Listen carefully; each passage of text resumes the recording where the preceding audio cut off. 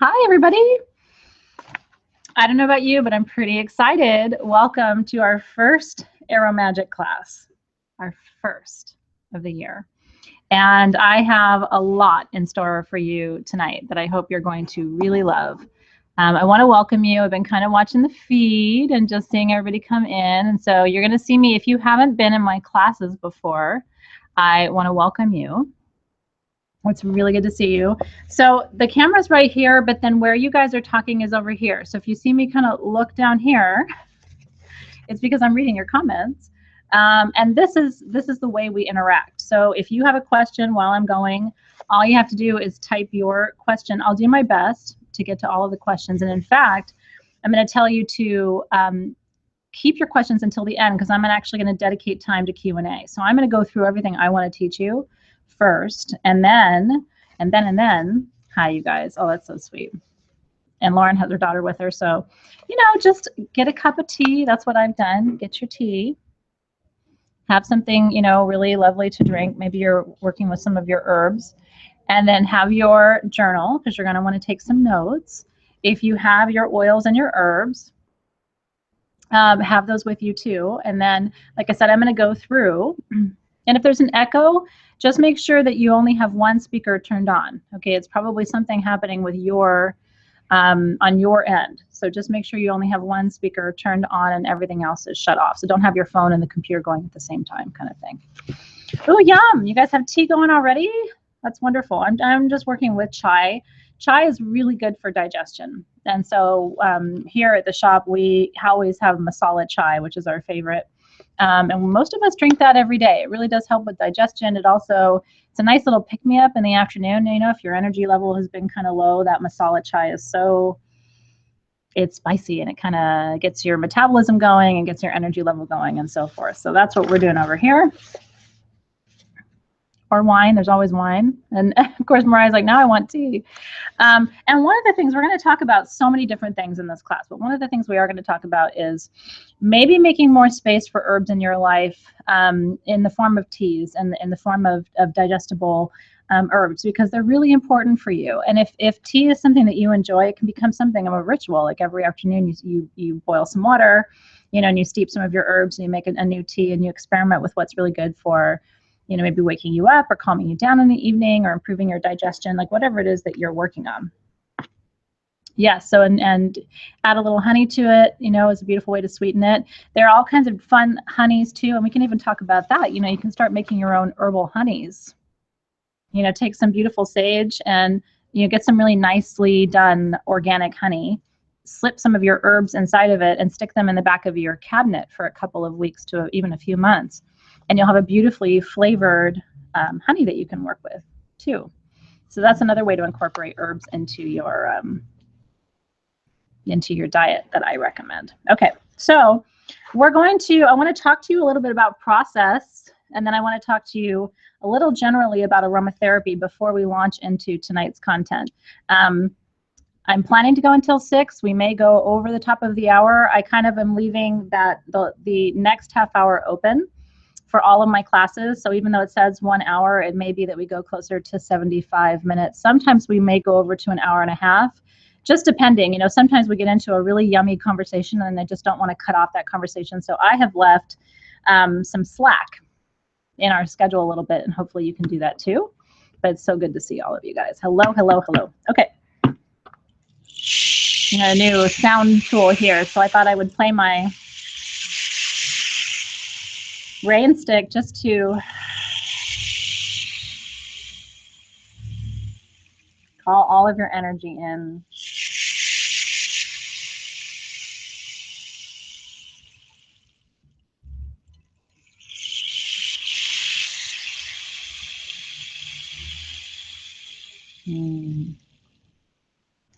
And I think it's beautiful to think of learning as a ritual, right? So good. I want you to think of learning as a ritual. And I will tell you, I'm really proud of you because, first of all, I want to say kudos to you for prioritizing your education this year. You have joined this class and you're entrusting in me to share this information with you. I'm very grateful.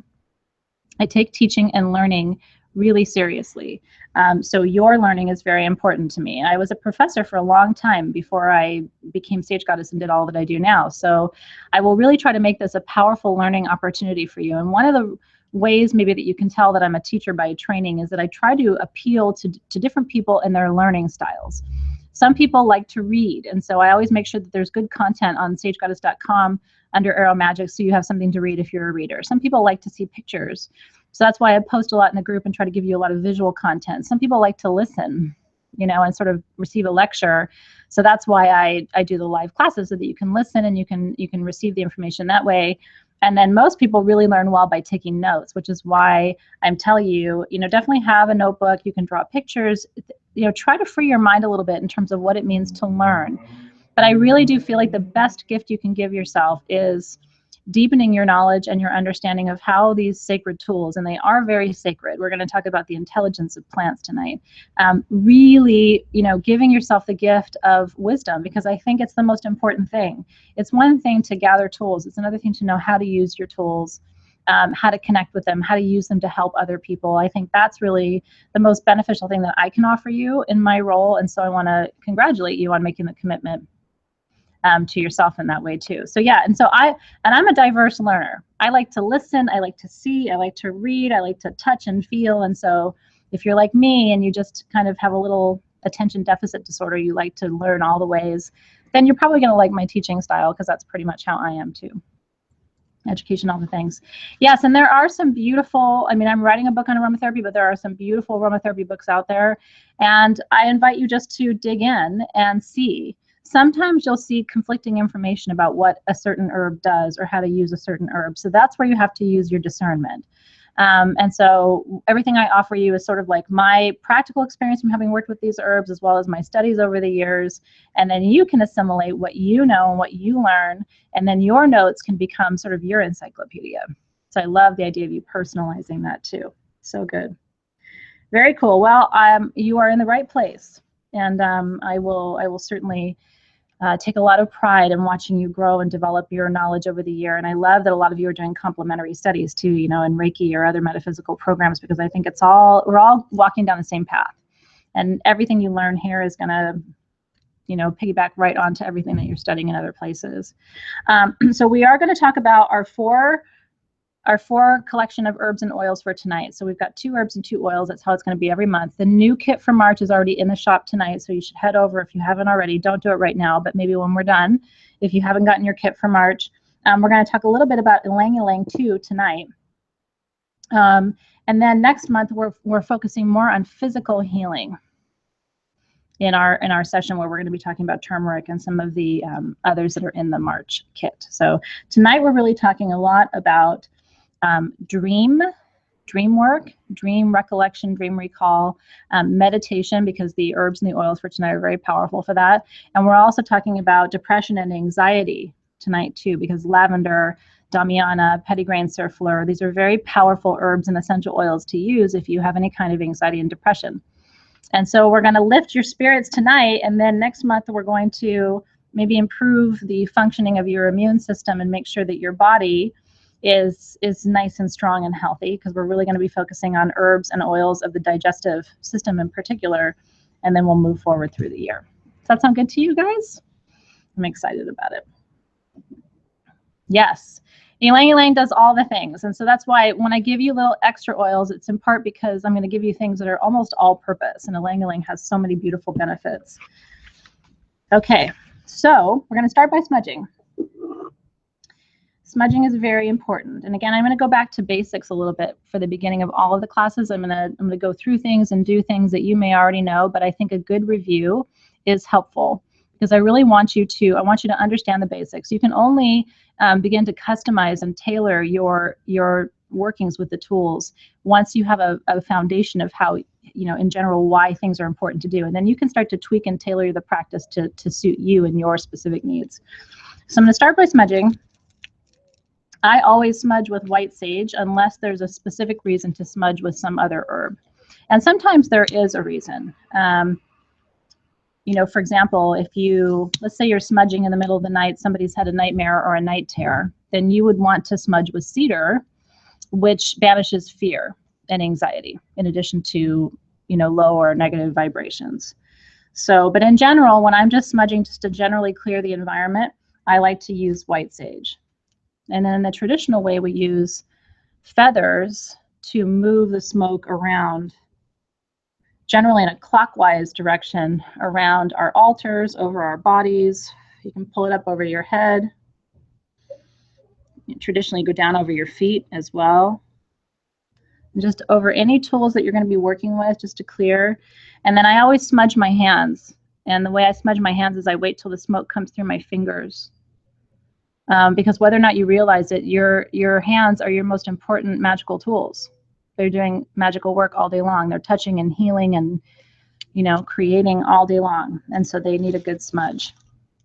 And it feels better once your hands are cleared of all the vibrations, because energy gets stuck everywhere. I mean, energy gets stuck in rooms, it gets stuck in cars, it gets stuck everywhere. And so it gets stuck in your hands too sometimes. Okay. And then I always like to, and you can visualize this or you can physically do it with a selenite wand, just open a circle. And the way I do it is I extend my arm all the way around, pull that, so it's a continuous line all the way around to the front of me, and then stop there. And so what that does is open a complete energy circle all the way around you.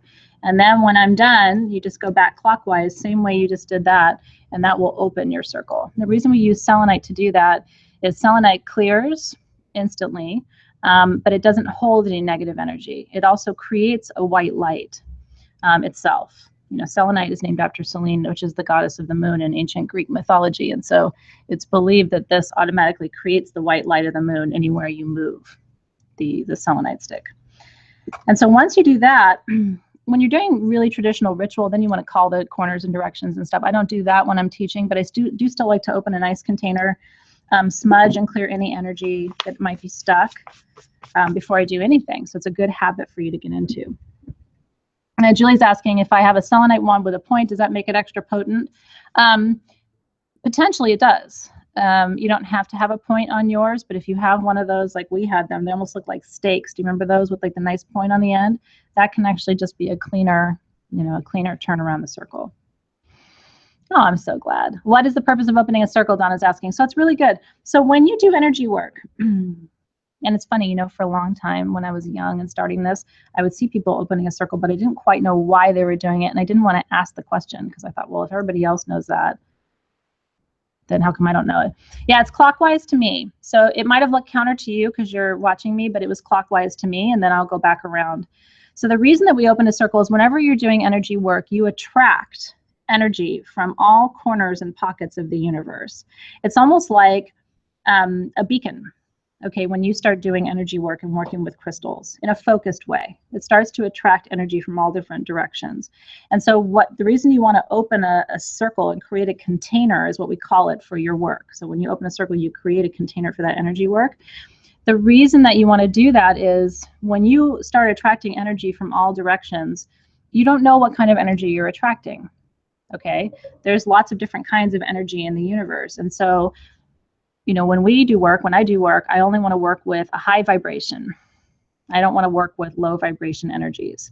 And so when you open a nice tight container and you create a circle, you are basically saying, I'm containing that energy and setting an intention for what can happen right here. And so any stuck energy or any low energy isn't going to come into your circle. Does that make sense? That's right. Vanessa says her family thinks she has weed, and she tells them it's white sage. Sometimes I don't smell that different.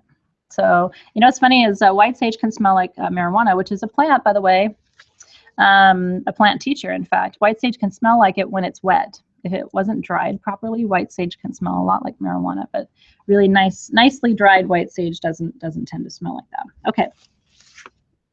So I'm going to start by just saying a couple words about Ayurveda and aromatherapy and why we're here doing what we're doing together. Why is aromatherapy so important? And I will tell you this. So I think we're coming back. Here's my 2 cents. I think we're coming back, all of us, to a real appreciation for the value of what for a long time have been considered the alternative arts, okay? And aromatherapy I would put into that bucket as something that people they have appreciated, they've understood, oh, it's good for your skin, it's good for your hair, you can treat cuts and scrapes, but it's always been kind of relegated to the sidelines. I think until now, I feel like a lot of us are coming back and really realizing that there's so much that can be cured. And I was telling someone this, I don't remember where I was talking about it. It might have been in here the other night, where I was talking about my friend who's from Peru and talks about La Farmacia, and La Medicina, and how in the Amazon, the jungle is considered to be the pharmacy. They just would never consider using anything synthetic or anything that couldn't be found in the jungle, because they don't need to. And I really believe that a lot of us have gotten to the point, especially a lot of us who in our current environment have gotten quite sick. I think a lot of us are looking and saying, are the plants really wrong?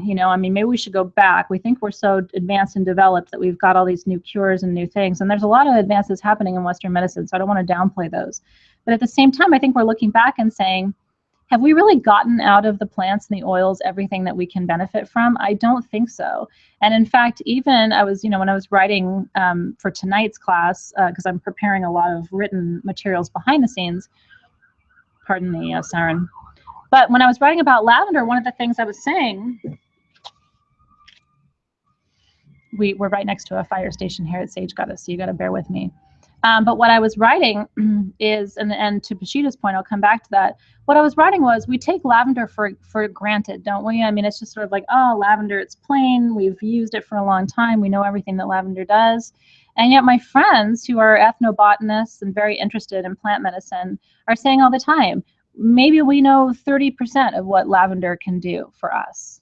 We still have not exhausted our understanding of how these plants and these flowers can really help us. And these woods, these resins and these trees, they're very beneficial. And I think we got to come back. You know what I mean? We got to come, the pendulum sort of swings where we're like, oh, we're all into the alternative, technologies and the alternative medicines. Then we swing back to where, no, it's all Western and we shouldn't do this, to some kind of like happy medium where we're working both with the homeopathic and the allopathic, the traditional medicine. So we have to really try.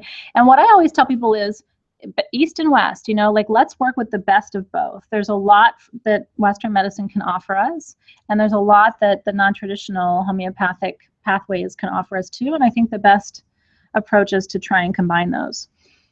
In the Chinese culture, aromatherapy and essential oils are considered to support the Shen, which is thought of to be the spiritual essence of life.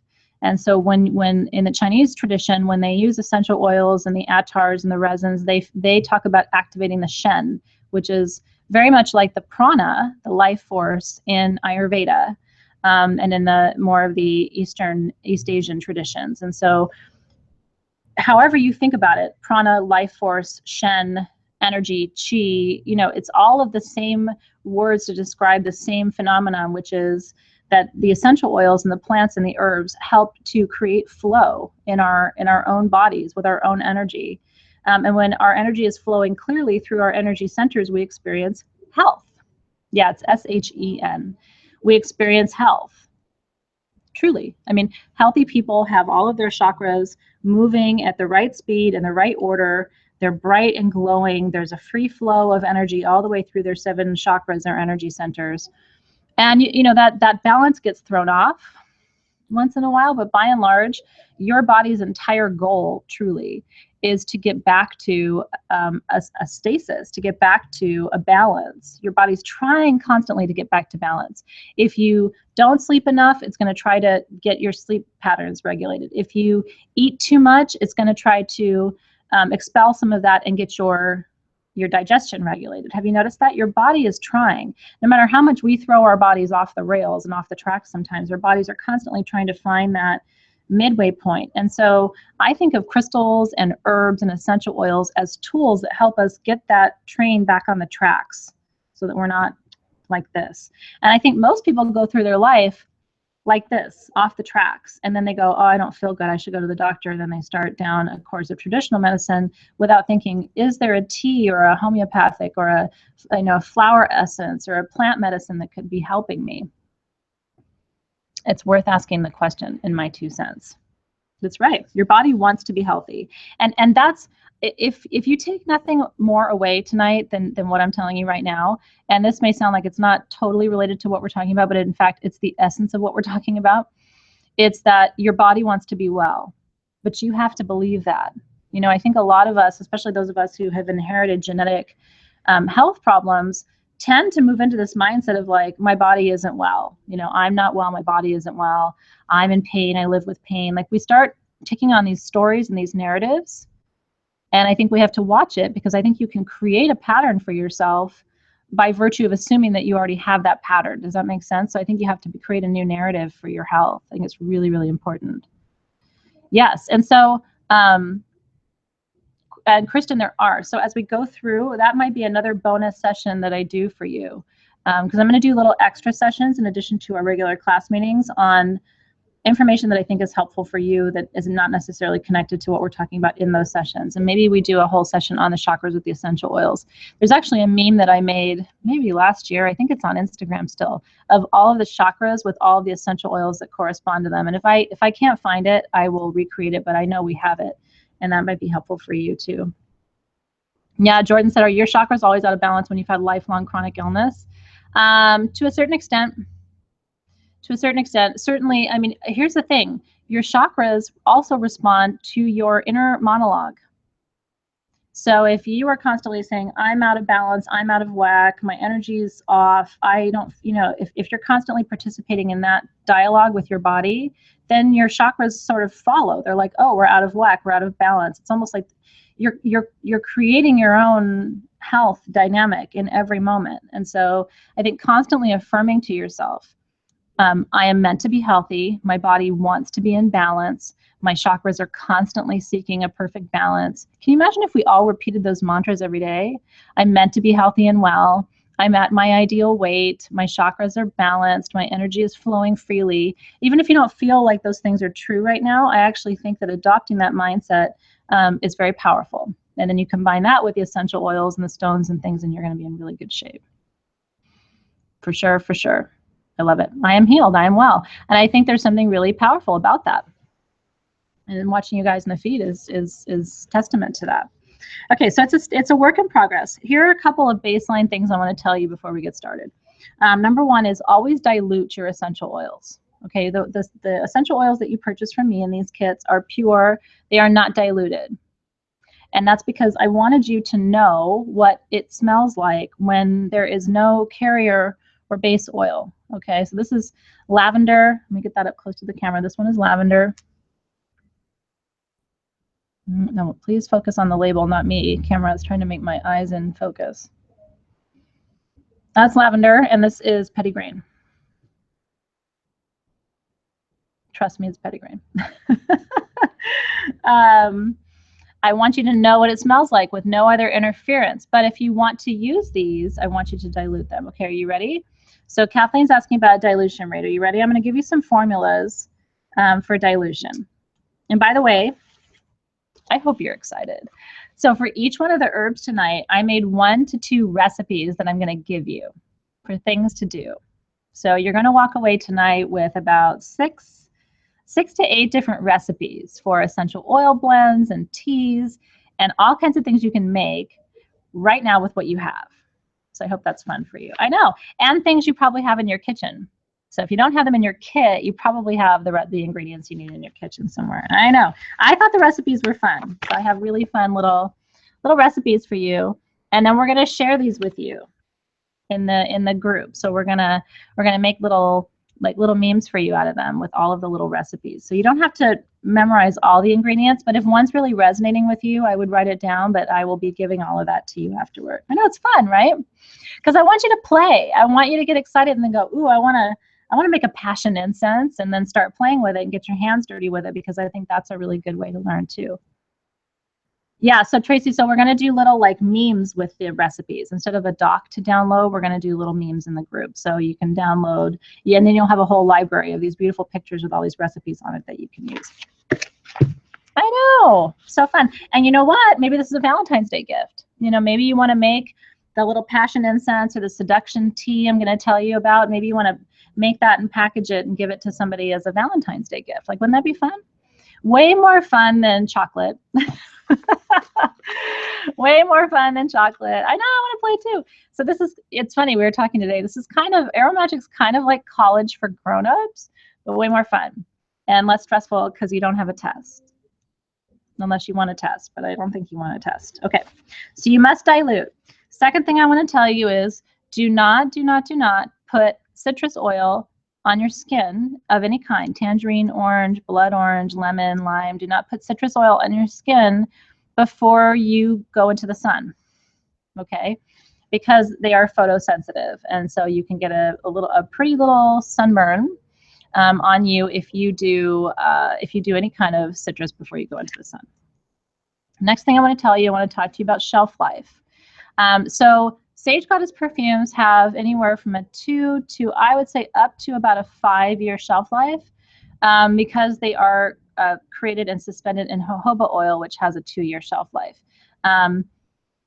And I'm constantly recycling. So none of the perfumes that you get have been sitting around very long because we make almost all of our perfumes to order. So you're not getting anything that's been on a shelf for very long. Patchouli and sandalwood and Nag Champa and some of these other blends actually get better with age. So I like a patchouli. The minimum number of years for me for patchouli, for example, that I like to wear is a minimum 5 years old. So like the patchouli I'm wearing today was bottled right around 2010, 2011, and that's right where I like it. I'm actually really, really picky about the age of some of my oils because to me, a newer patchouli doesn't smell good. It's sharp, but an older patchouli is very round and very subtle, so I like that. That's right. Sarah said no citrus oils while camping. None of them. Now here's the thing. Now I'm actually working on a recipe right now because I'm taking the kids to someplace warm for a vacation, a little vacation toward the end of the month, and there's mosquitoes. So I'm working on a recipe right now, just a mist to ward off the mosquitoes. And there's going to be lemongrass and eucalyptus, and I'm just doing sort of a Sage Goddess version of a sort of a bug off type of spray. But you still have to be careful because even a lemongrass, it's not the same as using lemon and then going in the sun, but you still want to be careful with even a lemongrass, which is very important to use when you're trying to prevent mosquitoes. Yeah, and so if you want to know what goes into that blend, I would be more than happy to share that with you. It's funny, somebody asked me if I would sell it, and I was like, well, I mean, I think you can make your own. Yeah, I'm happy to. I'll post the finished recipe for the little bug be gone spray in there, but I will tell you, bugs do not like tea tree, melaleuca. They do not like it. They do not like lemongrass. They do not like citronella, and then you can do some things like a little sandalwood or a little rose, sometimes a little bit of a floral or something soft like a sandalwood can mellow that out because those can be very sharp and very pungent. But you're not making it to wear as a perfume, you're making it to get the little bugs to go. So fun, right? So that's the kind of thing. That's why I'm saying, even though we kind of learn about 4 herbs a month, you're going to walk away tonight probably having notes about 40 different things because the conversation's going to go all over the place. That's right. Yes, peppermint, we will talk about it. If we don't talk about it in the main session, we'll talk about it in a follow-up session because it's such a good household like ants.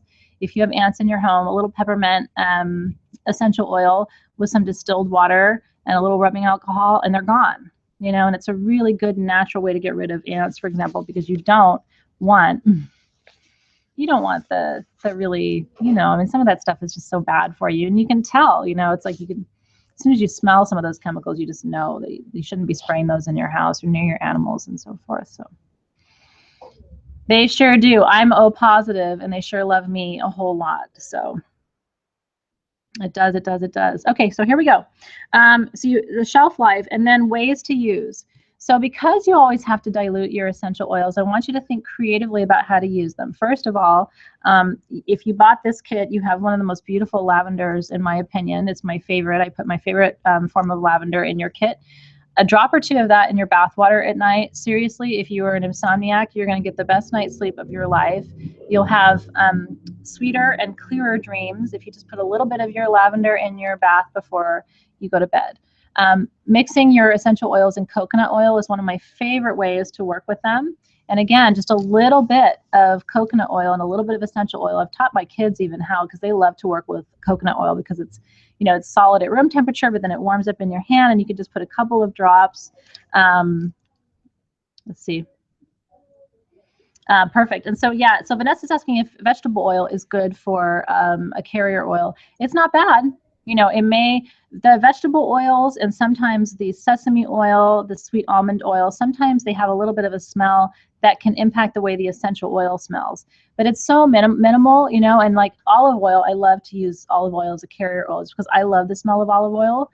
But if you're using it with something very floral, it can add a little bit of a nutty smell to it that you would recognize. And so if you want something that's not going to impact the scent at all, you'll want to work with jojoba. Yeah, fractionated coconut oil is exactly right. If you want to keep it liquid at room temperature, you want to use a fractionated coconut oil. Yeah. So Christy, even so, what you can do is you can take a little baking soda in your palm, mix it with a little bit of your essential oil, take a little bit of your coconut oil, you know, and even the one that, you know, even solid at room temperature, mix it in your hand and make like sort of a nice scrub. You can add a little bit of really fine Himalayan sea salt to that. Beautiful in the shower.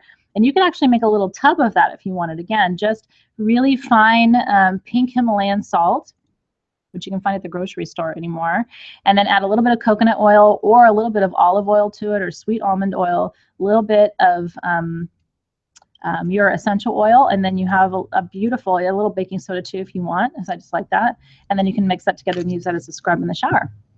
Before you shave, can I just tell you, the recipe I just gave you, if you do that and really exfoliate and then you shave, especially if you put coconut oil in it, you're going to have the best shave of your life. And you can actually do something like that for your partner too. Or if you're, I know sometimes we have men in the group too. I don't know if anybody's live tonight, any of our male members, but for shaving cream, you know, to make a very gentle, really nice shaving cream for your face that isn't going to irritate your skin, you know, and then you can switch it up. You can do lavender or cedar, like all kinds of beautiful ways to scent that and make that just smell beautiful. You could put pine or fir if you wanted something, you know, it could be really pretty depending on what you come up with. So getting inspired and kind of creative, and then thinking about what in your life you need. You know, do you need a shaving cream, or do you need a bath oil, or do you need to make a beautiful lotion for yourself or for your kids? And I've been teaching my kids like how to do, they love to learn like how to massage cuticles. So we've been making like little cuticle creams and massaging at night before they go to bed. And kids love to get involved, you know, with DIY stuff and working with essential oils. And if you work with the very gentle ones, it actually can be a nice nighttime routine for them too. For sure, for sure. Okay, so that was the last thing I want to tell you. Now, dilution rates, okay? So you can do a 1 to 4 kind of dilution, which is generally a good ratio, 1 to 4 or 1 to 5, which means 1 part essential oil to 4 parts or 3 parts of your carrier oil, your base, whatever that is. It could be unscented lotion, okay? But technically, if you want to make a percent blend, okay, where you say, well, that blend is 3% essential oil or 2% essential oil, here's the breakdown for that. Are you ready? So, did we lose sound? Oh no, I'm here. Hold on.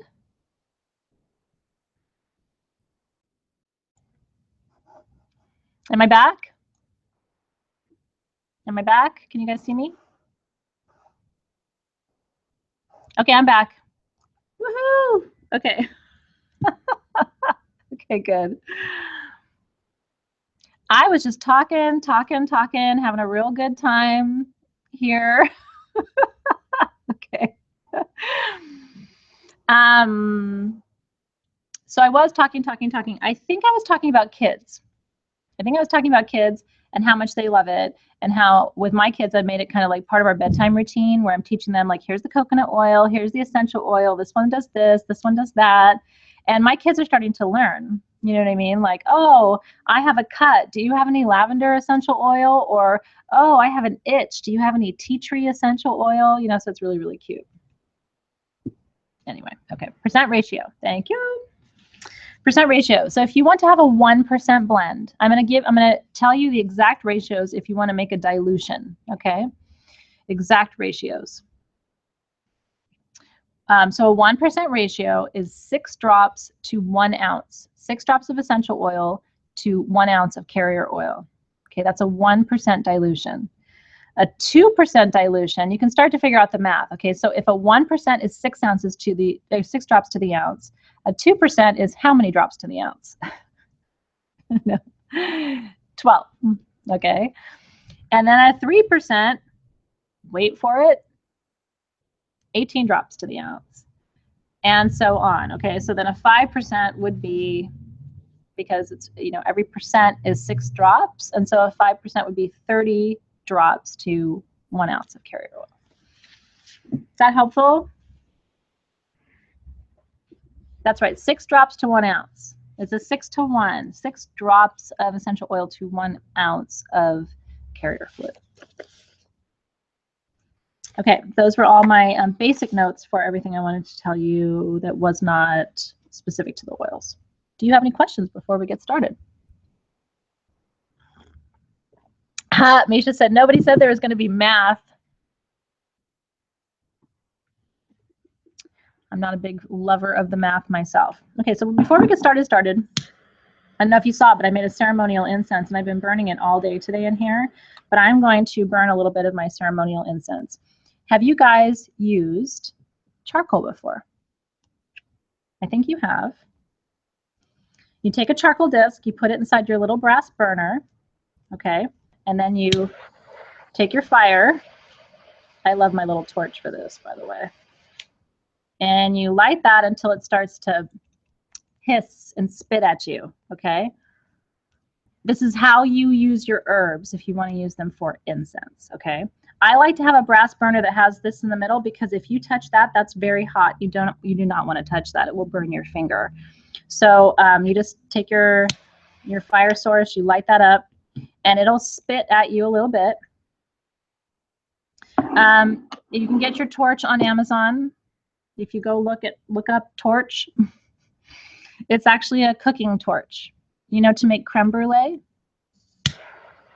Have you seen that, when they take the little pot and then they put the sugar on it and they do this to make creme brulee? Is that the coolest thing?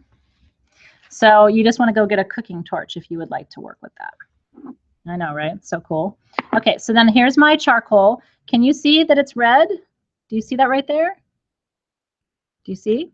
That thing is on, okay? So then all you do is take a pinch. This is the ceremonial incense. I know a lot of you bought this. You probably haven't gotten it yet, but you just take a pinch out of this little container will last you forever. And you just sprinkle it. I mean, that is like the tiniest pinch. And it's heaven. So I'm just moving that around before we start learning tonight. Because it's got interesting things. It's got wormwood, which is a slight sedative.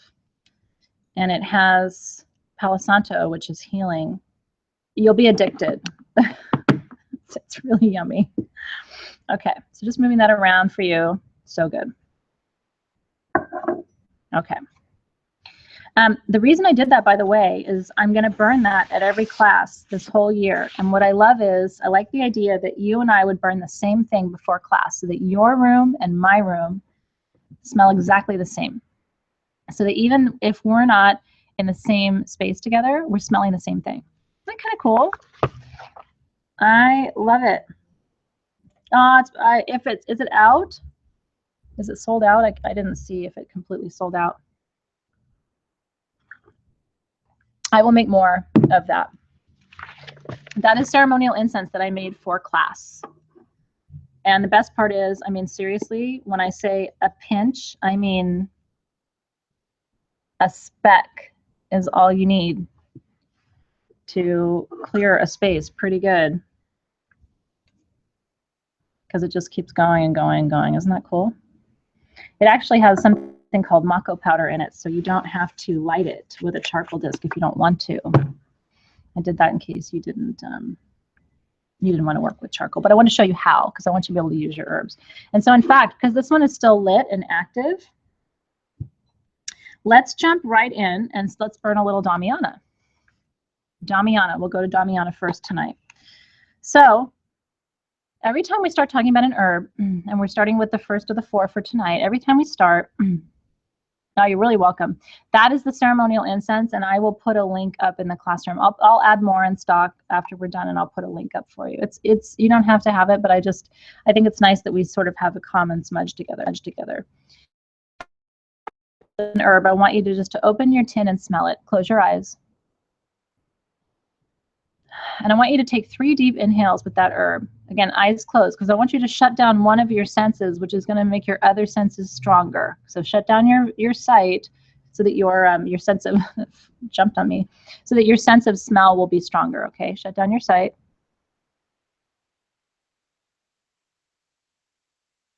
And when you inhale that Damiana, what comes to mind for you before I even tell you anything about it? I'm going to burn a little bit. So here's how you use your herbs as an incense. See, I have my charcoal disc right here.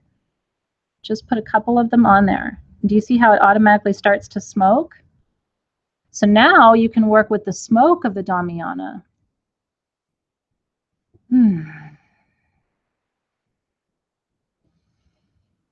Damiana, if you inhale too much for too long, it will make you a little woozy. Not as good as a glass of wine, but it will make you a little woozy. It does have a little bit of a savory smell to it. Did you see that? And so I'm going to tell you a couple stories about Damiana. So Damiana, the Latin name for Damiana is Ternera diffusa. Ternera diffusa. And all of this, the technical parts of what I'm telling you about will be available to you later. So you don't have to write down everything. I just want you to write down what you feel, okay? Ternera diffusa, and it comes from Mexico. It really grows in Baja and sort of down in Southern California and then down all the way through the Mexico Peninsula. So Damiana, Damiana is very well known in Mexico. And in fact, now, you know when things get popular, you know how it goes. Like people will use it for whatever the commercial use is, right? And so there's a lot of chatter about Damiana for erections and for helping with erectile dysfunction disorder, okay? In my experience, it's really not for that. In my experience, it's really supposed to heighten sexual desire. So it really is an aphrodisiac. But what it does, it makes you more kind of open to, you know, sex and to intimacy, excuse me, and passion. But it isn't just that. It makes you more open to everything. Damiana sort of takes down your defenses a little bit. Again, almost like you think about a glass of wine, kind of softening you and making you a little more open, maybe a little more giggly, a little more, I don't know, just relaxed. It's very relaxing. But again, in order to get the benefit of that, like in terms of inhaling the smoke of it, you would have to really inhale much more than I think any of you would even have time to do. But I love the smell of it. It is kind of earthy. Damiana. Okay, now it was used in Mayan and Aztec ritual because in Mayan and Aztec rituals, they believed that they were accessing the gods, the sun god, the moon god, all of the powerful gods in their pantheon. And so the Mayans and Aztecs, the inhibitions exactly, they really had to, in order to get people to participate in those rituals, some of which were quite violent, they used Damiana to soften people and to make them more open and a little less anxious and fearful. And so it was used to open sacred space for rituals in the Mayan and Aztec civilization, which is very interesting too. Okay, and what I said in my notes is, in terms of the healing properties of Damiana, the sexual aspects of it and the aphrodisiac properties of it have gotten so much more play than I think the physical healing benefits of it or the emotional healing benefits of it, because it's really helpful with anger management when people are just sort of like wound up too tight. So in one of the books that I use, it talks about using it for people with heart trouble, but I think the reason they're talking about that is a lot of times heart conditions are a result of ongoing stress and just sort of living in a state of constant anxiety. And because Damiana disconnects you from that, it can be very helpful for those kinds of conditions. It's safe to burn around kids and animals. Again, if you were going to, if you told me you were going to burn this whole container of it in the next hour, I would probably say make sure you have a lot of ventilation. But if you're just doing a pinch of it here or there, it's not, a lot of the things that are dangerous, you need so much of it you know, to get to a tipping point where it's unsafe for you. You absolutely can make a wonderful tea out of Damiana. And again, that's a beautiful way to use it. And I think I put it in my seduction tea. I sure did. Yeah, Carrie, can I just roll a joint of it? People do. They make Damiana cigarettes. I actually have in the kitchen here. I meant to bring it and show it to you, but I'll show you next time. I actually have a bottle of Damiana liqueur from Mexico. They actually distill Damiana and make it into a beautiful liqueur. It's gorgeous. But here's the thing. The reason I don't like it, I don't like a super sweet liqueur. And Damiana is naturally very bitter. So when the Mexicans started creating this distillery, and when they started bottling this alcohol made out of it, they added so much sugar to it that it's like drinking like a liquid popsicle or something. It's kind of, I don't like it because of how sweet it is, but it's fun to try because it really is Damiana liqueur. It's made from Damiana. So fun, right? Charlotte's asking about the March kit. So after we're done tonight on here live, I'm going in to add more of the March kits back. I just wanted to make sure I had inventory to create them. And so it's taken me the day to make sure I have everything I need. So stay tuned. Yeah, so burn some Damiana. That's what I just did. Actually, I've been doing that for the last couple of minutes here, just burning a little bit of it. And I would encourage you to play. Again, I hope you think of this class as play. I hope you think of it like, I don't know, I'm going to try making a tea with it and see how I feel when I drink the tea. And then I'm going to burn a little bit of it. And I'm going to see how I feel when I work with the smoke. You know, I want you to live with these herbs, because if you don't, you're never going to really integrate the knowledge of them. You know, the more you have a lived experience with it, then you'll say, oh, I love that. I love it in a tea. Or, oh, you know, I don't like it in a tea, but I love it. I love burning it as an incense. So Perry's asking, how do you burn it without a charcoal disc? You would have to grind this down and add what we call mako powder, which is a Japanese incendiary agent that you can, it's odorless and colorless, and so it blends beautifully into incense, and it makes it so that you can light your incense without using a charcoal disc. That's what's in your ceremonial incense blend. If you want to just burn your herbs straight, you really have to use a charcoal.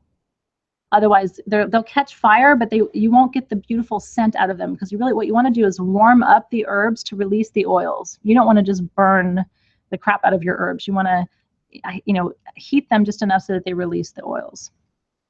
That was a good question. La Luna is asking, can Damiana help you get pregnant? It can help you be really happy to do the thing that will make you pregnant.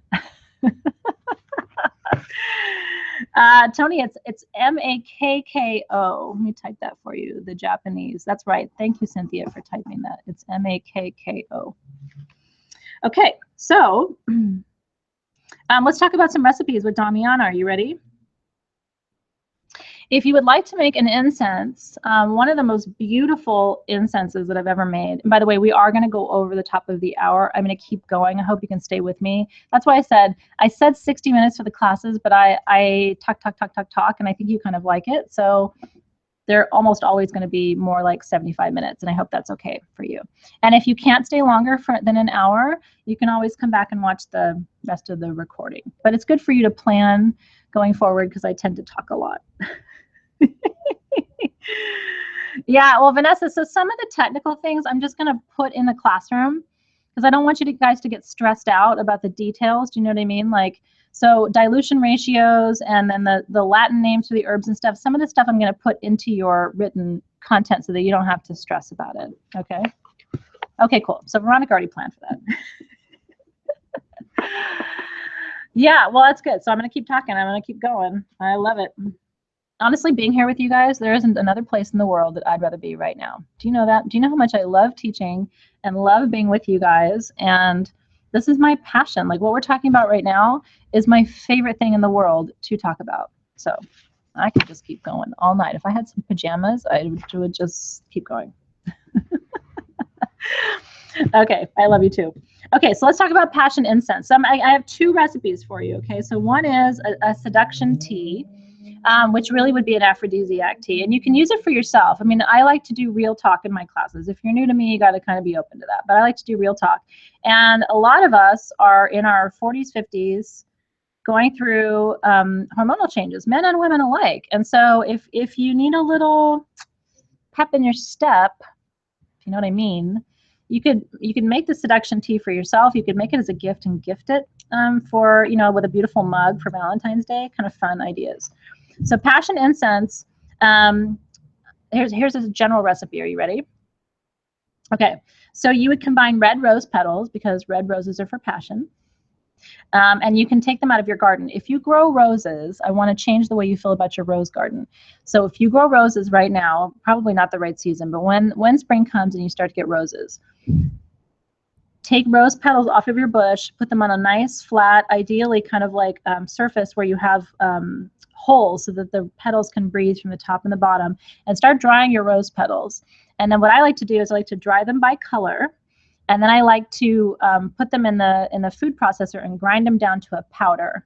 So then you can make a red rose powder, maybe an orange rose powder, a yellow rose powder, and then all those powders can become the bases of incense for you.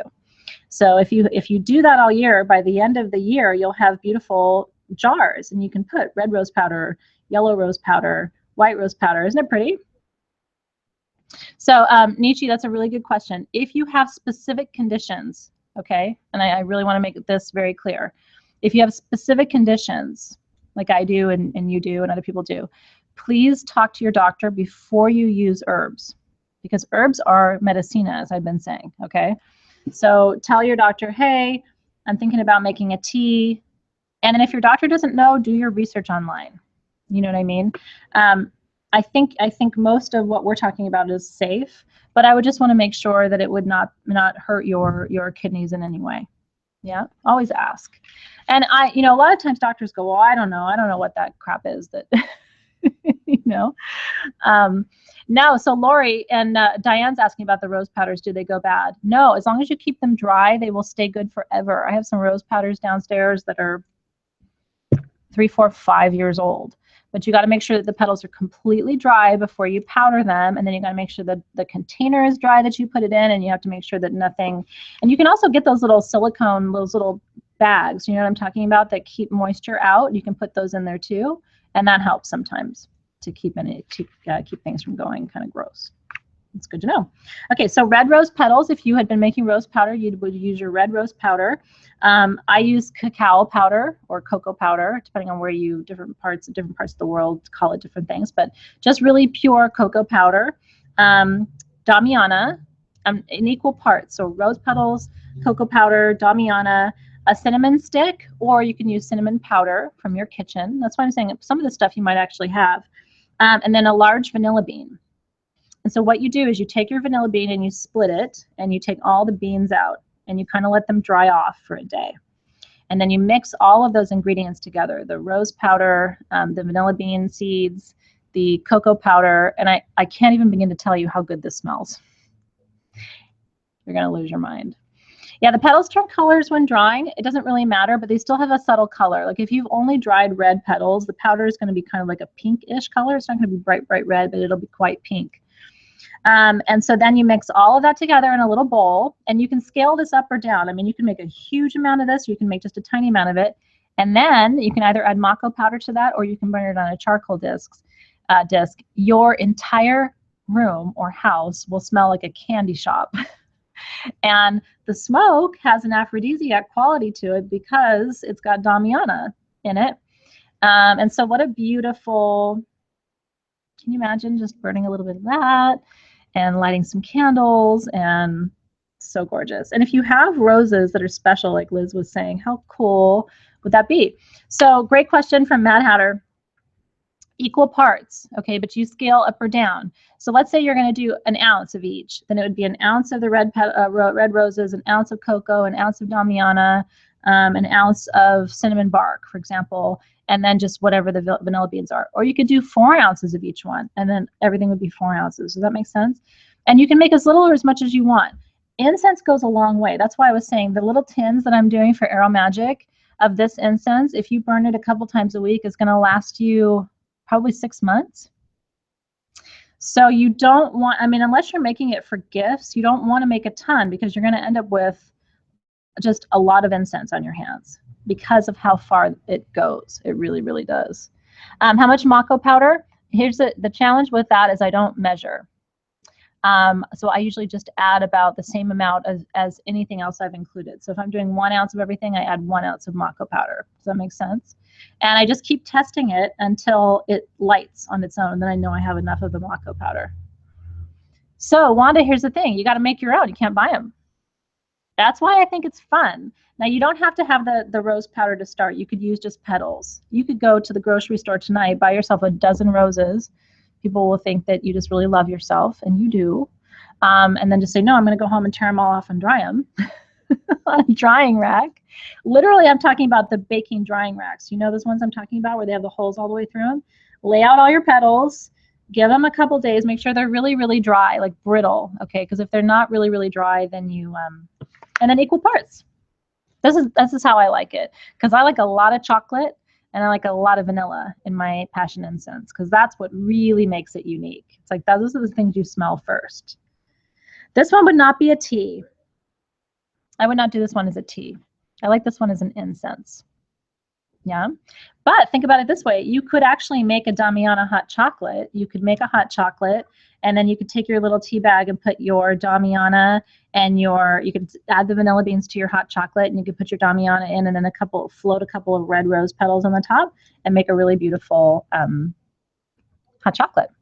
Just take the Mako powder out. So yeah, so if you do 1 ounce of each, then you're going to have about 5 ounces, 4.5 to 5 ounces of finished product, which is a lot. That's a lot. It will go, go, go, go, go, and last. Totally, dehydrator would be great. It would be so good. Okay, so let's talk about passion or seduction tea. Are you ready? And all these recipes are coming to you in your classroom. Okay, so don't panic. We're going to make really pretty pictures out of these recipes so that you have them. Yes, for sure. For sure. Okay, seduction tea, are you ready? Again, I do equal parts, and then you can make more or you can make less. 1 part Damiana. This is for your passion tea. Remember I showed you those little tea bags? So you would open your little tea bag, you would put Damiana in there. 1 part ginger root, and I like it raw for my tea. Some red rose petals, again for passion. 1 part lemongrass, just the herb. 1 part saffron, which is both for color and for flavor, and then 1 part mugwort. And what that is going to do is it's going to open your third eye and open your heart. It's a very heart-opening tea is the way I would describe it. And so you put all those together, pack it into your little pouch, seal it up, and steep it for 3 to 5 minutes. Here's the other fun thing that you can do. If you want to really take your teas to another level, I have started to candy flowers and flower petals. And so all you have to do is take your little beautiful flower petals and you can dip them. I do mine in a little bit of egg white, and then I coat them in sugar, and you can just bake them at a very low temperature just for a few minutes just to sort of candy them and make the sugar sort of melt on the petal. And then you can float that in your tea. And then it adds the benefit of the flower that you're working with too. So hibiscus brings healing. It's a very feminine healing flower. So that would be really good too. So fun, right? That's Damiana. Any questions about sexy Damiana that we have just worked with? Or any questions about the recipes? Isn't that fun? I'm hoping that you'll be so inspired that when we're done tonight, you're going to want to run. Run to your garden, run to your kitchen cabinet, run to your grocery store. Lauren, that's the best compliment anybody has ever paid me, I think. That's a fun one. Oh, I'm so glad you guys are enjoying it. Okay, let's talk about cinq foil. Cinq foil, cinq in French. If anybody is a French speaker, cinq. Any experience with Damiana and epilepsy? I do not have experience with Damiana and epilepsy in the sense of helping. I assume that it would help with epilepsy, but I have not had that experience. Yeah, it's interesting, Kristen. I mean, you know, tea has historically been thought of, at least in Western culture, as being a very feminine art and a very feminine drink. But men are really coming around because they're realizing it's a tonic, really, is what it is. At the Tucson Gem Show, and you'll read about it because I'm writing about it in my new blog. I'm talking about the spiritual side of Tucson. There actually is a group of people, and all they do at the Tucson Gem Show is make magical teas and potions for people. And their little sign says magic potions, and they have the most incredible recipes for tonics. I actually had them, I took their beauty tonic every day, and it was like Damiana and elderflower, and they put a little, I think they even put Mookaite jasper. I mean, it was this whole little thing that they did, making these beauty tonics and love tonics and passion tonics. And how fun is that? And then they made beautiful tea bases, and they would add your tonic, whatever your magical potion was. I love the Damiana one, so I had that one every day because I love the flavor of Damiana. So much fun. Okay, so let's talk about cinquefoil. I want you to take 3 nice inhales of your cinquefoil.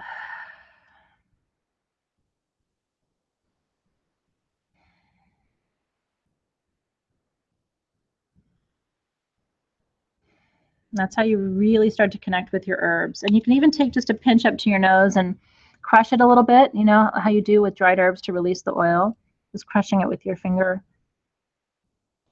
This smells like tea, doesn't it? It's a little bit of a tea-like smell to my nose. It smells like a nice tea, like a really fine tea. So yummy, right? Oh, that's interesting. Lauren says it reminds her of the hay from when she used to ride horses. And that's the thing with scent. It's going to bring up all these memories and these associations as you work with it. I think it's so, so, so lovely. And those of you who are signing off, good night. Like I said, I halfway apologize for going over, but I'm not done. I'm going to keep on talking. It almost is like a green tea. I completely agree. Okay, so let's put a little bit on our charcoal. I'm going to do that to experience it, the smoke form. And remember, your charcoal is still going now. You can always poke it and prod it to make it go a little stronger and a little deeper, but it's beautiful. So beautiful. It's kind of nice because once you keep putting herbs on top of herbs on top of herbs, then they blend together. So I'll send a little bit to you through it. So good. So good. Now wait till you hear about cinquefoil. The Latin is potentilla or potentilla simplex. Potentilla simplex from North America. Cinquefoil.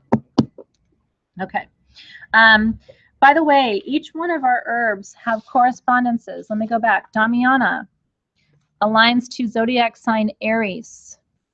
Gender male, element of fire. Okay. Zodiac sign Aries for Damiana. Gender is male, and the element is fire. They all have correspondences. It goes by fast, doesn't it? That's why I'm like, I gotta keep going. I'm not done with you yet. Okay, cinquefoil. Here are the correspondences, okay? Zodiac sign is Taurus. Gender is female. This is cinquefoil. Element of earth. And then this one has other names that it goes by other than cinquefoil. So it goes by 5-finger grass, witch's ointment, because witches used to make this into a tincture. I'll tell you why. And gambler's herb. Gambler's herb. Yeah, so we if you missed the February kit, we are putting a few of them in tonight. Not a lot, but a few. So if you missed it and you want to have it, we went through today and made sure we had a few extras for you. Okay, are you ready? Cinquefoil might be my favorite out of the kit, although Petitgrain Surfleur is a close second if cinquefoil is my favorite, okay? Cinq in French means 5, and that's why this plant is called cinquefoil, because it has 5 fingers. If you were to look at a blade of cinquefoil grass, it has 5 fingers. I mean, literally it has 5 leaves, okay? If you're a Taurus, you're going to feel very drawn to cinquefoil. I'll tell you why. And it's partly because it aligns to your sun sign. It's also because cinquefoil is a money herb, and Taurus is the sign of money. No one manages money like a Taurus. And no one makes a dollar go farther than a Taurus. You know, Taurus people are really good. If you give a Taurus friend $20 and say, hey, can you help me fix up my apartment? Or hey, can you help me with my wardrobe? They will make that $20 go really far. And so I think that's why Taurus people really connect to cinquefoil, because they're good with that. Jacqueline, yes, cannabis does also have 5 fingers. Is that a coincidence? I don't know. I don't know. Okay, cinquefoil, French, it means 5. Did you know that each of the 5 leaves has a historical meaning? And so it's believed that it's 5-finger grass because the gods have given us 5 gifts. Are you ready? This is the story about cinquefoil. Do you want to know what the 5 gifts are that the gods have given us? Apparently this is given to all humans. Love, we're given the gift of love. Prosperity, wealth, the gift of luck, the gift of power, and the gift of wisdom. So, love, prosperity, luck, power, wisdom. In my notes, I always draw a big hand, and I put those 5 words on the 5 fingers so that I don't forget what the 5 fingers represent. It's good, right? Okay. Now, I'll just tell you what it says in my notes. So I said the money drawing properties, everybody talks about money with cinquefoil, and I get it. And everybody's excited because it really does. It brings business success. Sometimes it brings windfalls of cash. It's a very powerful money drawing herb.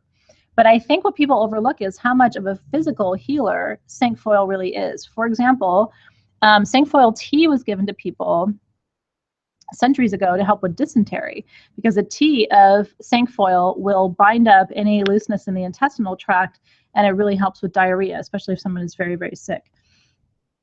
It's been used by Native American tribes for hundreds of years, if not longer than that, because it has a really nice nutty flavor. So they put it in soups and stews. It almost tastes like a turnip when you cook it. When you take the root and you cook it, it has like a nutty kind of turnip flavor to it. And here's what I think you'll find really interesting. In medieval times, they used to make a salve with cinquefoil, and they added mandrake to it and wolfsbane, and it was known as a flying ointment. And it was believed that if you put that over your third eye, some people said over the top of your head, that flying ointment was cinquefoil, wolfsbane, and mandrake, that you would basically, like, the mothership would come and zoom you away to another galaxy. So that's what flying ointment was called. Isn't that fun? So our ancestors have been working with this one for quite a while in some very interesting ways too. Okay, so I have 2 recipes here for you with cinquefoil. Not fun? I know. A flying ointment. Somewhere you have an ancestor who used to make this stuff into a flying ointment. And then here you are tonight learning about it. I don't think it's a coincidence. Okay. So first I'm going to teach you how to make a successful business incense. Okay, this is to bring new customers, to attract new customers, or to attract new clients. What you need is cinnamon. I will tell you, if you have cinnamon in your little magical library, you have one of the most potent prosperity and luck and success drawing materials that you can work with. Whether it's cinnamon bark or cinnamon powder, doesn't matter. So you need cinnamon powder, you need orange peel. And you could just grate an orange peel and dry it. A little bit of patchouli leaf, or you can use patchouli essential oil, and a little bit of cinquefoil. And you mix all of that together. And again, you can put your charcoal disc and just sprinkle it on there. It smells like heaven because it's this beautiful cinquefoil with patchouli, orange, and cinnamon. So it's got a really, almost smells like the holidays a little bit, but it has like a kind of a nutty, sweet, spicy, but the metaphysical properties of it are unreal. Unreal. So cinnamon, preferably cinnamon bark or a cinnamon stick, but however you want to work with it, powder's fine. Orange peel, okay, just off the peel of an orange. Patchouli and cinquefoil. Business success. A lot of us are allergic to cinnamon, and Brandy is saying that too. You can use cloves and you can use cardamom. Have very similar metaphysical properties to cinnamon. And actually have a very similar, nose feel too, but it's not going to cause the allergic reaction. So if cinnamon bothers you, you can almost always get away with using either cardamom or clove. And yet, equal parts of each. That's why my recipes, I try to keep them really simple so you can scale it up and make a lot for gifts, or you can scale it down and just make a little tiny bit for you. So wonderful. Now Samantha's asking about an alternative patchouli. Here's the thing. For cinquefoil and for patchouli, there are no alternatives. There's nothing like it. You know, patchouli has always been important. I mean, to our ancestors all the way back. And not just for the grounding properties of it and the healing properties of it, but because it's such a potent money draw herb and oil. So That one I don't have an alternative to. I wish I did. Okay, and then if you really want to, now here's the thing, if you really want to turbocharge that incense, you need to add a piece of yellow apatite to it or a piece of nephrite jade, because those are the two stones of business success. So you're going to mix all your herbs together, your cinnamon, your clove, your cardamom, your orange peel, your cinquefoil, your patchouli, everything in there together.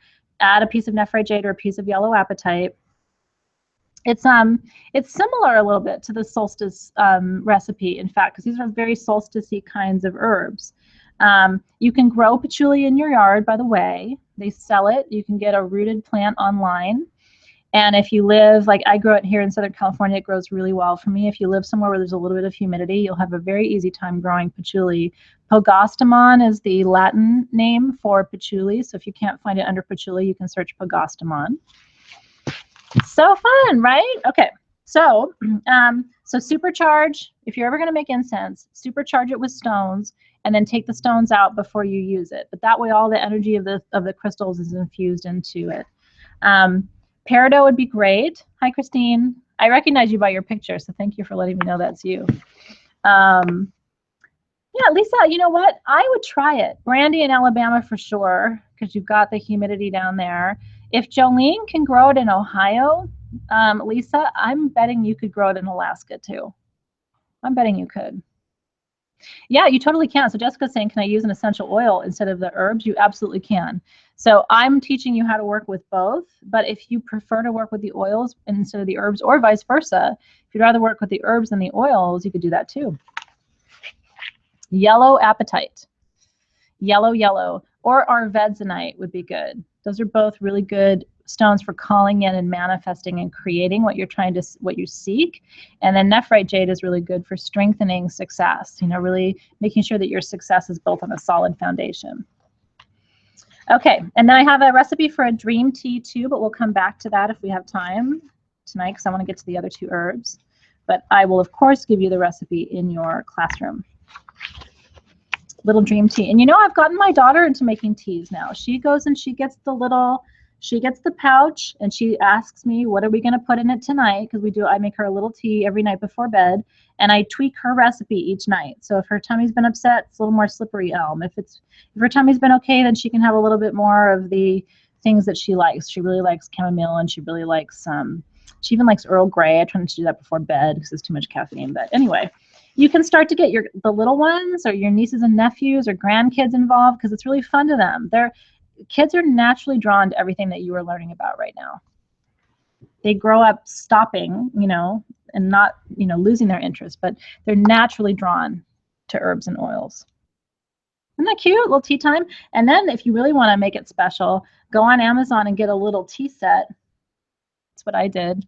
I list a little toy tea set and then serve tea to the little ones. They'll remember it and you forever for it. You'll become known for that, which is really, really cool. Jennifer, it's past Jennifer's bedtime.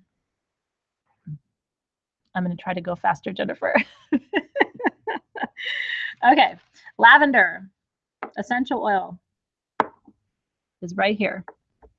This one does not need to be diluted.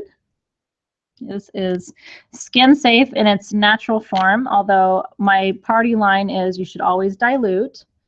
Lavender is skin safe for almost everybody. It's a nice, easy one. Kids, I'm going to put a little bit on my third eye. I always anoint here for what I know, a little bit at my wrists for what I do, and then a touch at my ankles for where I go, because it kind of blesses everything that you do. I put my little yoga sleeves back on. Okay, so lavender, Lavandula officinalis. Lavandula officinalis is French lavender. Lavandula angustifolia is English lavender, and then there is Bulgarian, there's Egyptian. There are so many different kinds of lavender. So we're working with officinalis, which is my favorite geographically. So this is from France, the lavender that you are working with. Do you love it? It's my favorite. And it was hard because I thought, well, how do I choose? Because they all smell slightly different. This is a finer grade. It's beautiful. It's beautiful. Good question. Julie's asking, how long should we supercharge the incense with the stones? I like to do mine overnight. And if you have the chance to charge it up in the full moon with the stones in it, even better. Like if you wanted to make something tonight overnight or into tomorrow and charge it at tomorrow night's full moon, I wouldn't go too crazy with that because we have an eclipse happening tomorrow too, and I tend not to charge a lot of things at the eclipse, so you could always save it for next month's full moon. Aww. Ashley has her baby joining us too. I love that so much. Okay.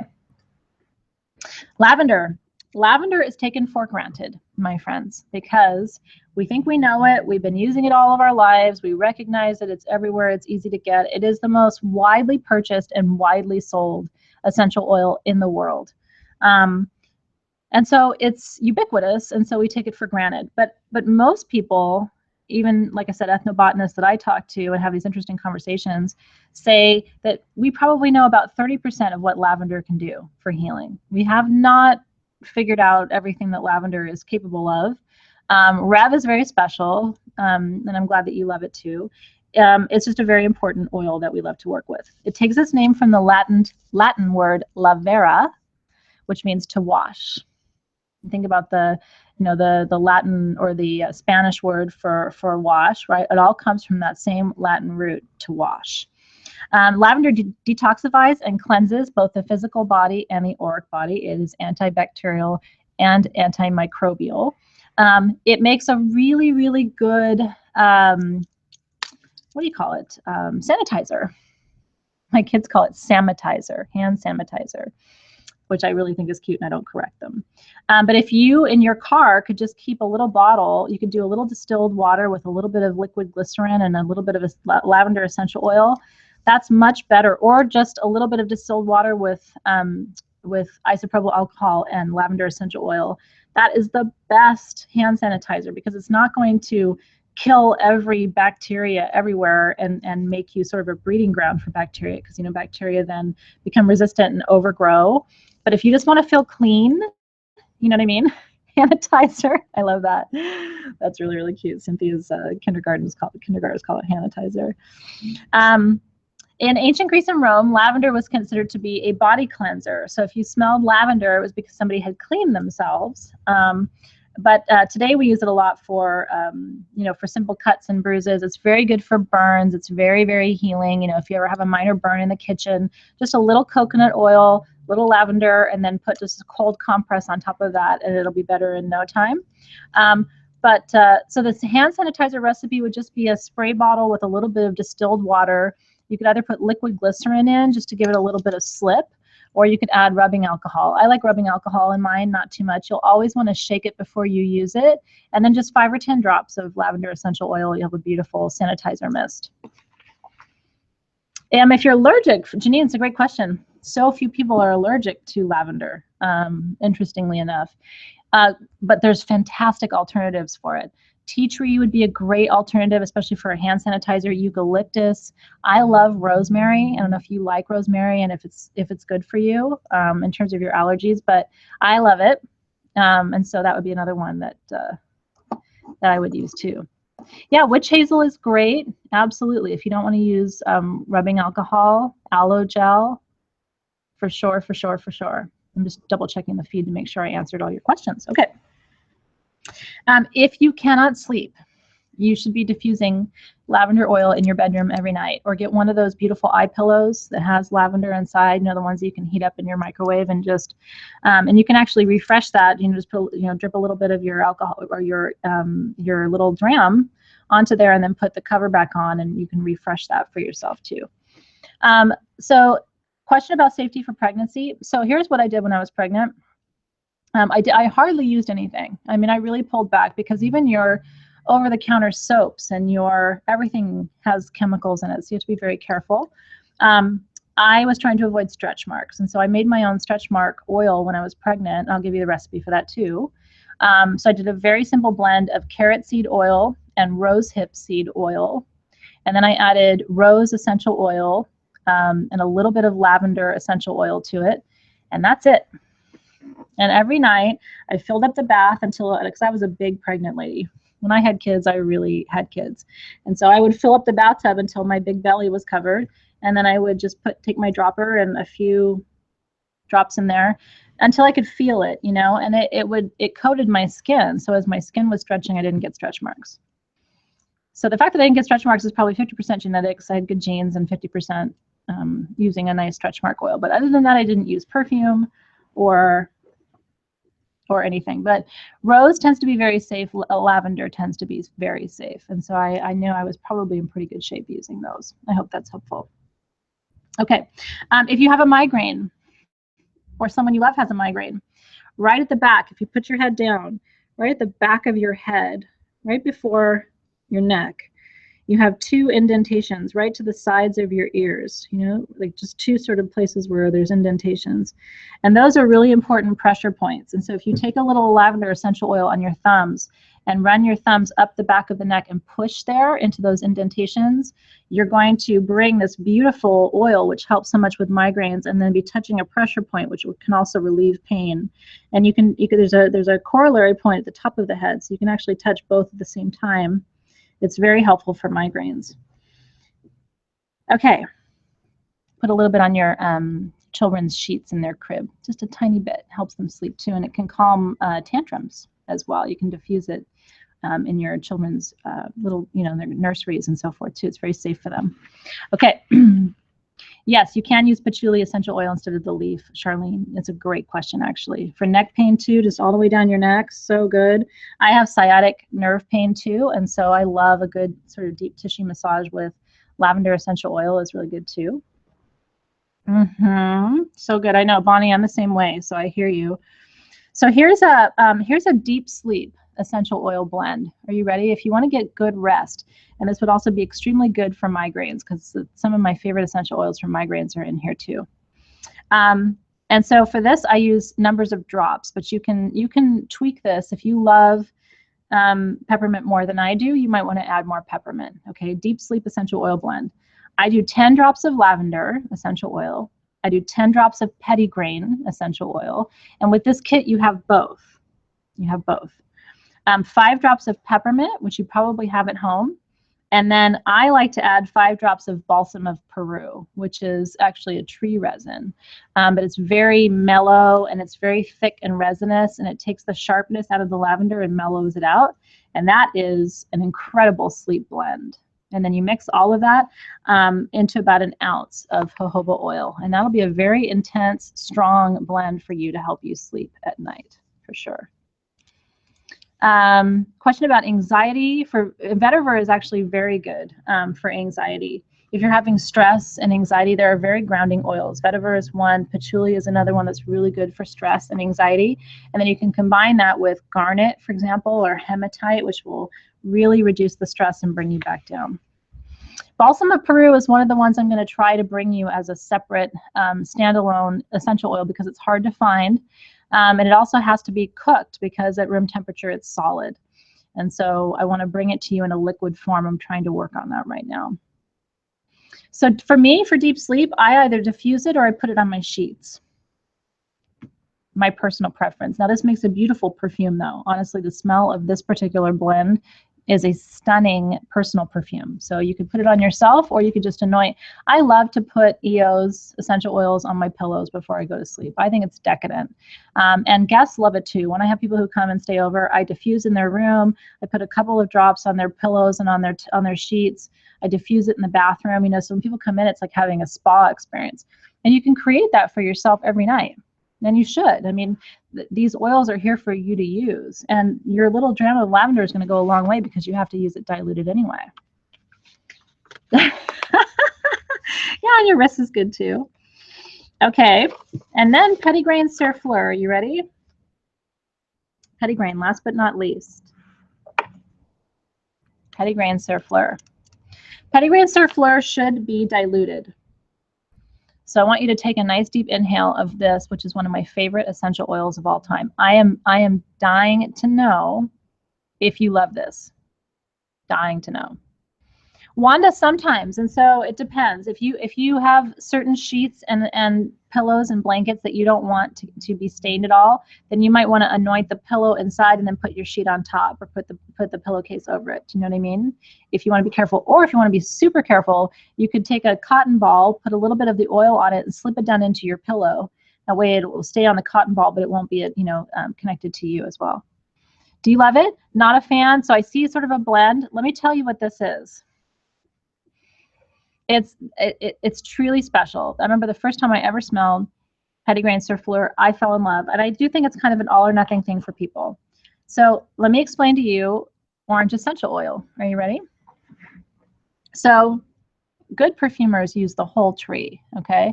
And so with orange essential oil, they take the flowers and they steam distill those down and they make neroli. Okay, so neroli essential oil is orange flower essential oil. Then they take all of the stems and the leaves and everything that is green and brown and they steam distill that to make petitgrain, okay? Petitgrain Surfleur, which means with flowers or on flowers, means that they have taken both the flowers, the neroli part, and the petitgrain, the leaves and branches, and married them. And so it's really it's the entire orange tree that you're smelling, all the way from the top of that tree to the bottom of the trunk. And I love it. And so if you don't like petitgrain, there's a good chance you'll like Petitgrain Surfleur. Donna, do you like this? Because this one has the flowers. I could have done just straight petitgrain, but I wanted you to have the flowers too, because it sweetens it up a little bit. You know, the petitgrain can be so sharp. And so the fleur, bringing in the white flowers, the neroli aspect of it is very, very special. So I hope Donna likes this one better. She doesn't like petitgrain, but I'm wondering if she likes this one. This one plus peppermint plus lavender, I'm telling you, is the best sleep, the best migraine relief, the best relaxation. If you have a partner who's stressed out, tell them to sit down in a chair and you just mix up a little coconut oil with petitgrain and peppermint and lavender and just give that sweet person a massage, touch their pulse points, at the feet and the ankles, the back of the head, and you will take them to another place. Then make them some seduction tea. You can make somebody real happy tonight with what's in your kit. Yeah, so Terry's saying she likes it better on her skin than when she did sniffing from the bottle. So that's the other thing. Don't give up on an essential oil until you try it on your skin. To Terry's point, which is exactly right, you may not like it out of the bottle, but then you may love it on your skin. Bergamot's another one like that, where people go, I don't like it. But then you make it into a perfume, and they're like, oh, this is an amazing perfume, right? Okay, so for Petitgrain Surfleur, are you ready? Did I tell you about the correspondences for lavender? I don't think I did. So zodiac sign for lavender, Cancer. Also Gemini as a secondary. Gender is female, and the planet for lavender is the moon. Okay. Ooh, Jordan put a little bit on the charcoal disc. I'm going to do that. That's actually really, really smart. I'm going to copy you, Jordan. Oop, there we go. Ooh, look at it go.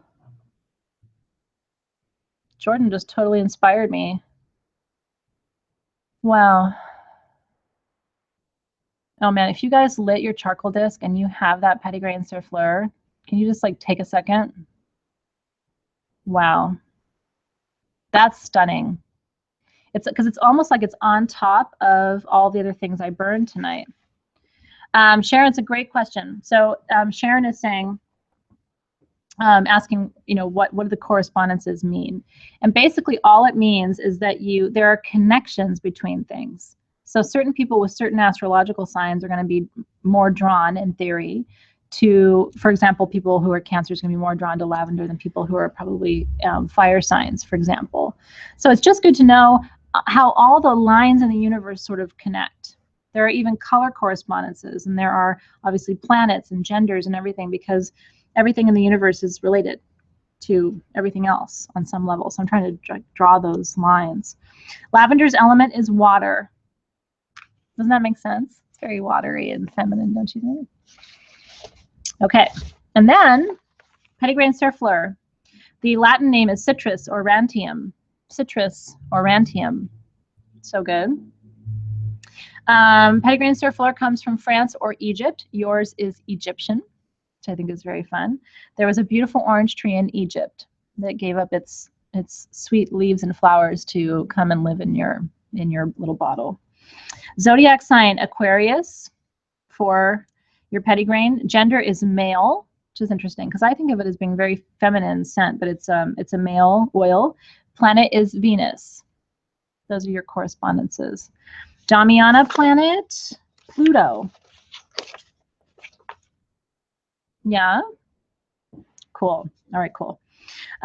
So pettigrain, like I said, pettigrain is the full harvest of the tree from the top branch to the bottom of the trunk. And then if it's pettigrain surfleur, it has both the flowers, the white flowers, the neroli flowers, plus the trunk and the leaves and everything else. This all comes together to be steam distilled, and then the result is the pettigrain surfleur that you are working with. I think I did the correspondences for Syncfoil, but let me do it one more time. Zodiac sign is Taurus. Gender is female. The element is Earth, and the planet is Mars for Syncfoil. Mars.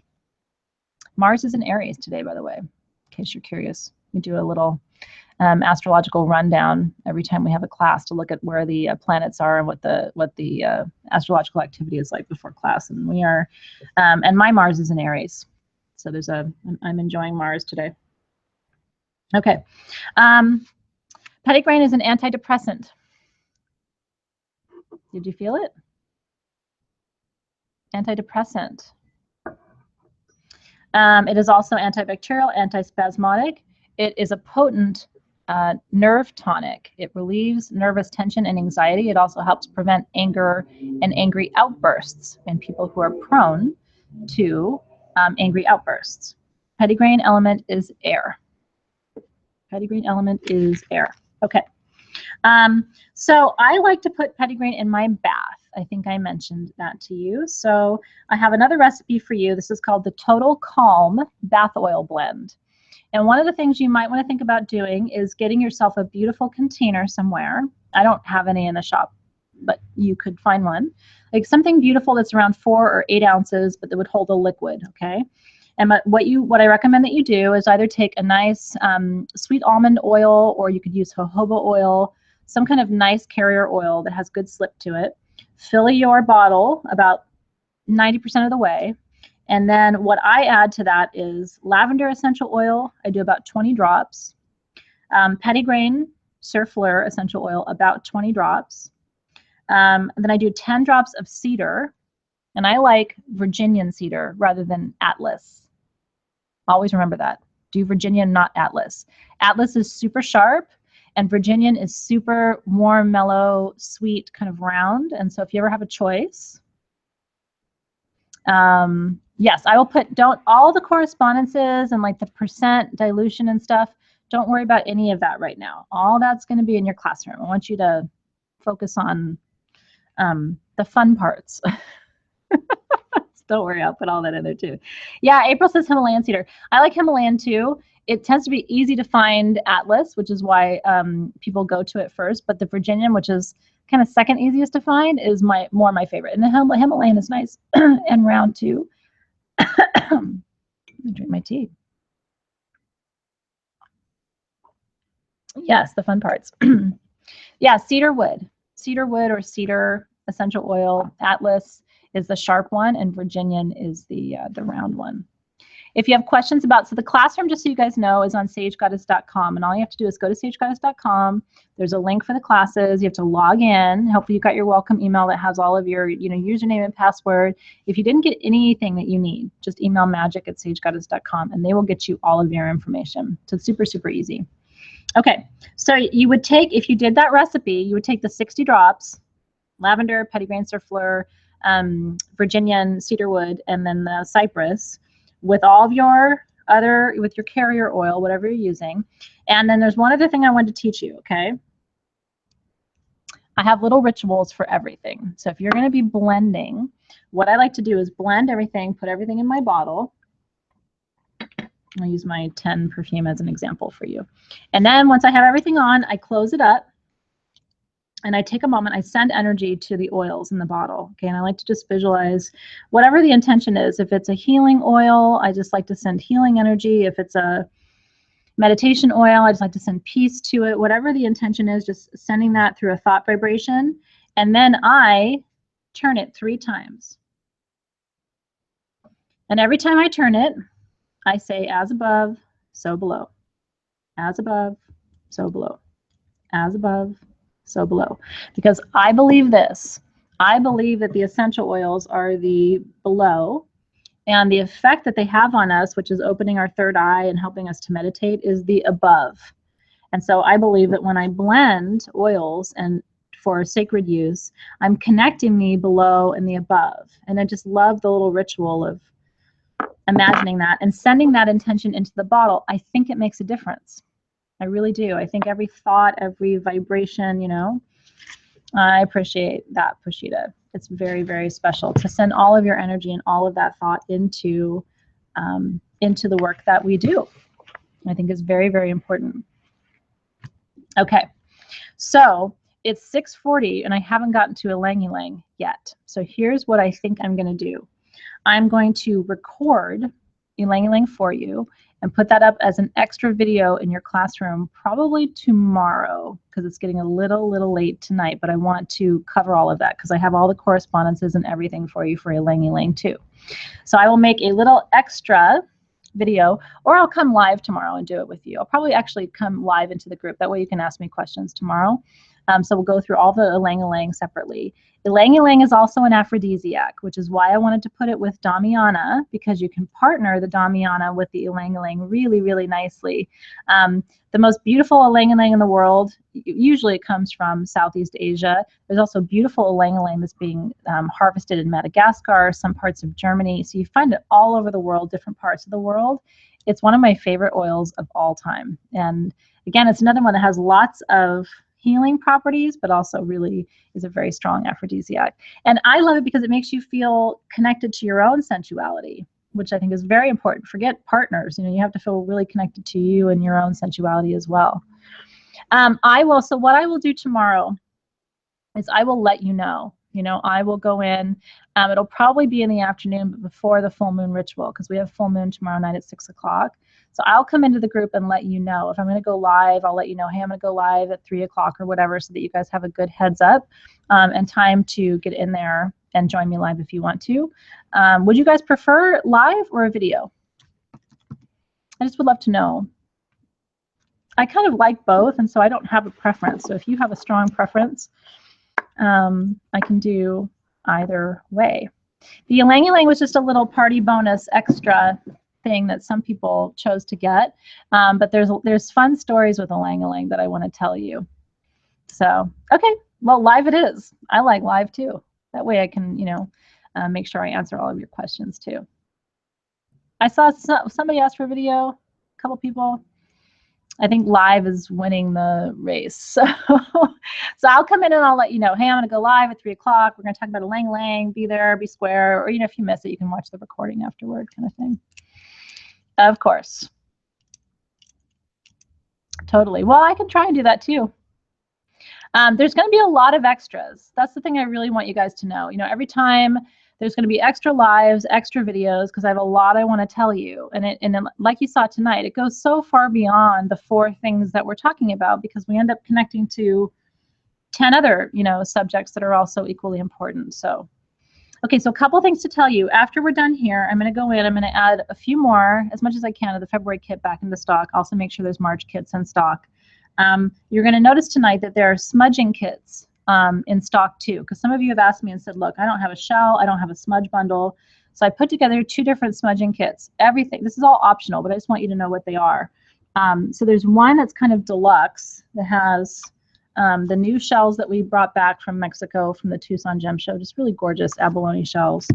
And then we put our big, beautiful deluxe bundle in there with some grounding stones for after ritual and a selenite stick so you can open sacred circle. So that's all in there, and I'm going to close our circle for now because you saw this, right? So I opened it clockwise. I'm closing it now counterclockwise, and giving thanks to all of our guides for helping us learn and grow tonight. And then there's a smaller set that's much more affordable because there's a different kind of bundle. It's a smaller shell, smaller pieces of garnet and stuff. So just if you wanted a smudging kit, there are 2 in the shop, kind of a deluxe and then a basic. if you need smudging tools. If you don't need smudging tools, then you don't need that. If you want to burn incense and you need charcoal, we have charcoal too on stagegoddess.com. We have incense burners too. If you want to work with an incense burner, I can make sure all of that is there too. And you can get the kits both in-store and online. I think they have a few of them in person here too. Okay, yeah, Annalisa, I will try to do that too. I want to make sure I have enough of the wormwood was the only question because I really wanted to use the good, nice organic wormwood. So let me make sure I have that too. You're so welcome. I hope that you guys enjoyed this tonight. It was a lot of fun to connect with you. And like I said, because I'm so passionate, I literally could sit here and talk to you all night long. But we have a whole year together. Yeah, I know, right? No, thank you guys for being here. And like I said, thank you for taking your learning so seriously. I mean, I really, like I said, my passion, because I believe in lifelong learning and I believe that wisdom is the most important thing. It's the most important magical tool you have is your knowledge. And so thank you for prioritizing your knowledge and your learning this year and for making this choice, because not only are you going to be healing yourself, but you're going to be healing everybody around you too. The world needs you to have these skills and this understanding. So many bright blessings to you. Unfortunately, the kits, I can't take the kits apart and do them separately because it's just too overwhelming for my team. But there may be months where you don't need the kit and maybe months where you want the kit. So they are always optional. And we're trying to have enough kits for everybody who wants one, but unfortunately that's challenging too. So when the kits come, try to get your kits early is my recommendation. The last thing I want to say is I don't want you to miss out. There's a free perfume. If you spend $25 or more on stagegoddess.com right now, you get a free bottle of Triple Moon. So don't forget to say moon in your notes is my point, because I don't want you to not get your free. It's a really good perfume. And we're not going to sell it. It's only just as a gift.